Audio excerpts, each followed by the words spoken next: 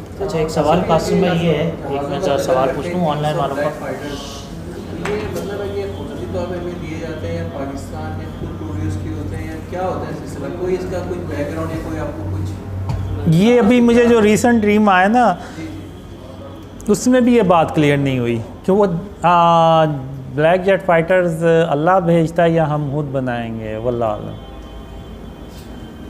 लेकिन एक बहुत पुराना ड्रीम है, उसमें मैं ना एक एयरपोर्ट होता है, तो एयरपोर्ट के सामने फेंस लगी होती है। यहाँ पाकिस्तान में तो नहीं, बाहर के मुल्कों में अगर देखें तो फेंस लगी होती है। मैं उसके सामने खड़ा होता हूँ और जहाज़ को रनवे से उड़ता और लैंड होते हुए देख रहा होता हूँ। तो मोहम्मद सल्लल्लाहु अलैहि वसल्लम इधर से तशरीफ़ लाते हैं, मेरे पास आके खड़े हो जाते हैं। तो वो कहते हैं कि कासिम, ये जहाज़ तो ज़मीन से उड़ रहे हैं और ज़मीन पे ही उतर रहे हैं, तुम एक ऐसा अल्लाह के हुक्म से एक ऐसा हवाई अड्डा बनाओगे जो हवा में तैरेगा और बड़े बड़े और कवी हैकल जहाज़ वहीं पे उतरा करेंगे और वहीं से उड़ा करेंगे, वल्लाह आलम। तो जी, जैसे वो समुंदर में उन्होंने बैरी बेरे बनाए हुए हैं, तो वल्लाह आलम उस तरह का कोई, हाँ वल्लाह आलम। अब ये बहुत पुराना ड्रीम है। इस ड्रीम की दो मज़ीद ड्रीम में मैंने बात भी की थी किसी से, किस तरह से मुझे ड्रीम आया था। अच्छा कासिम, ये आखिरी सवाल है कि ग़ज़वा हिंद की और हज़रत ईसा अलैहिस्सलाम के नज़ूल की कोई मुमासलत है? ग़ज़वा हिंद और हज़रत ईसा अलैहिस्सलाम के नज़ूल की कोई मुमासलत है?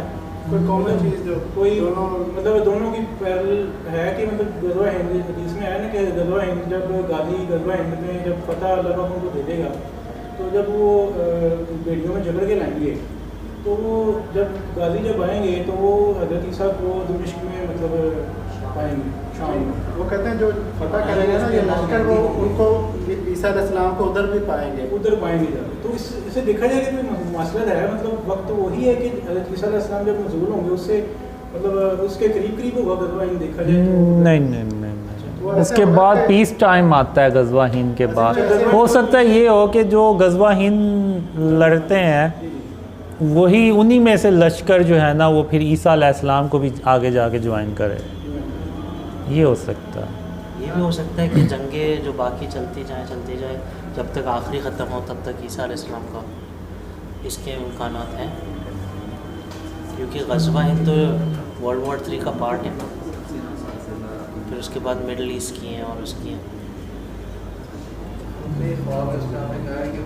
नहीं, पीस टाइम भी आता है। पीस टाइम में पूरी दुनिया में पीस टाइम आता है 7 से 9 साल ऐसे।